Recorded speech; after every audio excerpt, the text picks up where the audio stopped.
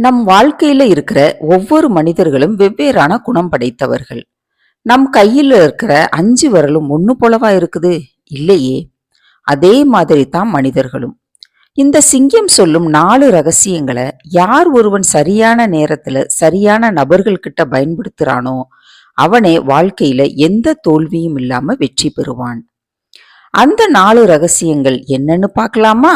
வாங்க. அனைவருக்கும் வணக்கம். நான் உங்கள் அகிலா. இது கதை கேட்கும் நேரம். இந்த கதை பிடிச்சிருந்தா கண்டிப்பா சேனலுக்கு சப்போர்ட் பண்ணுங்க. நன்றி. ஒரு காட்டுல மான் ஒண்ணு இருந்தது. புல் மேய்ஞ்சுகிட்டு இருக்கும் பொழுது அங்க ஒரு பள்ளத்துக்குள்ள இருந்து ஒரு பயங்கரமான சத்தம் கேட்டது. பக்கத்துல போய் சத்தத்தை நல்லா கேட்டது. அது ஒரு சிங்கத்தோட கர்ஜனை சத்தம். மான் பள்ளத்தை எட்டி பார்த்தது. யானையை பிடிப்பதற்காக வச்சிருந்த குழி போல அதுல ஒரு சிங்கம் விழுந்துருச்சு. மான் சத்தம் கொடுத்தது, உள்ள யார் இருக்கிறது அப்படின்னு. சத்தம் கேட்டதுமே சிங்கத்துக்கு சந்தோஷமாயிருச்சு. எனக்கு ஒரு உதவி செய், என்ன காப்பாத்து, என்னால இந்த பள்ளத்துக்குள்ள இருந்து வெளியே வர முடியல, என்னை எப்படியாவது மேலே ஏத்தி விடு அப்படின்னு சொன்னது. மான் சிங்கத்தை பார்த்து அரண்டு போயிருச்சு. நான் உன்னை காப்பாத்தினேனா நீ என்ன அடிச்சு சாப்பிட்டுருவ, நான் உன்னை காப்பாத்த மாட்டேன் அப்படின்னு சொன்னது.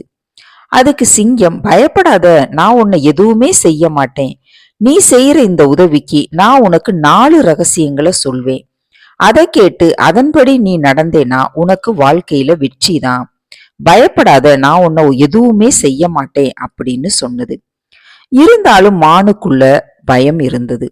தைரியத்தை வரவழைச்சுக்கிட்டு பக்கத்துல இருந்த கம்புகளை ஒன்னா அடுக்கி ஏணி போல கட்டி அது அந்த பள்ளத்துக்குள்ள இறக்கியது. சிங்கம் அந்த ஏணி பிடிச்சு மேல வந்துருச்சு.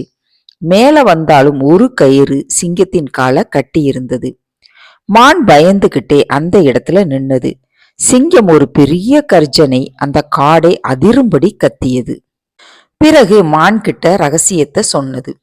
முதல் ரகசியம் என்னன்னா, மானே, உன் கையில் இருக்கும் எதிரியை எந்த ஒரு சூழ்நிலையிலையும் விட்டுறாத. அப்படி நீ அதை விட்டுட்டேனா அது நிச்சயம் ஒரு நாள் உன்னையே கொன்றும், ஜாக்கிரதை அப்படின்னு சொன்னது. அடுத்து 2வது ரகசியத்தை சொன்னது. எந்த ஒரு விஷயத்தையும் தீர விசாரிக்காம கண்மூடித்தனமா நம்பாத அப்படின்னு சொன்னது. 3வது ரகசியம் என்னன்னா, முடிஞ்சு போன விஷயங்களை நினைச்சுக்கிட்டு இருக்காம எதிர்காலத்துல என்ன செய்யணும்னு நீ சிந்திச்சு பாரு. முடிஞ்ச விஷயத்த நினைச்சுக்கிட்டே இருந்தேனா நீதான் அடிமுட்டாள் அப்படின்னு சொல்லிட்டு காலில் கட்டி இருந்த கயரை கலட்டிட்டு மானை நோக்கி நெருங்கி வந்தது.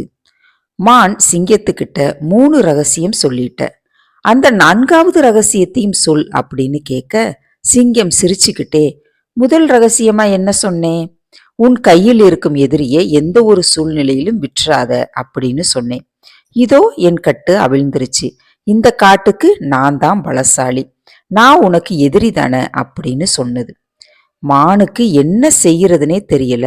தப்பிச்சு ஓடினாலும் எப்படினாலும் சிங்கம் நம்மள பிடிச்சிரும். பயந்துகிட்டே 2வது ரகசியத்தோட அர்த்தத்தை சொல்லு அப்படின்னு கேட்க, அதுக்கு சிங்கம், எந்த ஒரு விஷயத்தையும் நம்பாதேன்னு சொன்னேன். நானோ சிங்கம், என்னுடைய இறை நீதான், நான் உன்னை ஒண்ணுமே செய்ய மாட்டேன் அப்படின்னு சொன்னதும் நம்பிட்டையே அப்படின்னு சொன்னதும் மான் ரொம்பவே பயந்து நடுங்கி போயிருச்சு. முடிஞ்சு போனதை நினைக்காத, எதிர்காலத்தை பத்தி சிந்தின்னு சொன்னேன்.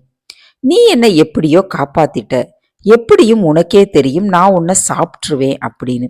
நீ தப்பிச்சு ஓடி இருக்கலாமே, நீ ஏன் என்கிட்ட நான் சொல்றேன்னு ரகசியத்தை கேட்கிற, நீ இந்நேரம் உயிர் தப்பி இருக்கலாமே, ஓடி இருக்கலாமே அப்படின்னு கேட்டதும் மான், சரி சரி, அந்த 4வது ரகசியத்தையும் சொல்லிரு, நான் அதை கேட்டுட்டு ஓடி போயிடுறேன் அப்படின்னு சொன்னது மான். அதுக்கு சிங்கம், உயிரே போகும் நிலை வந்தாலும் ஒரு துரோகிய பக்கத்துல வச்சிருக்க கூடாது என்பதுதான்னு சொல்லிட்டு மானை அடிச்சு சாப்பிட்டுருச்சு. இந்த கதையில இருந்து நாம தெரிஞ்சுக்க வேண்டியது என்னன்னா, இப்படித்தாங்க நம்மள பலர் இருக்கும். யார் யார நம்ம பக்கத்துல வச்சிருக்கணும், நம்மளோட நண்பன் யாரு, எதிரி யாரு அப்படின்னு தெரிஞ்சுக்கிட்டாலே நாம நம்முடைய வாழ்க்கையில முன்னேறிடலாம். நான் சொல்லும் இந்த கருத்து யாருக்காவது ஏதாவது ஒரு மாற்றத்தை தரும் அப்படின்னு நம்புறேன். இனி ஒரு நல்ல கதையோடு அடுத்த வீடியோவில் சந்திப்போம். நன்றி, வணக்கம்.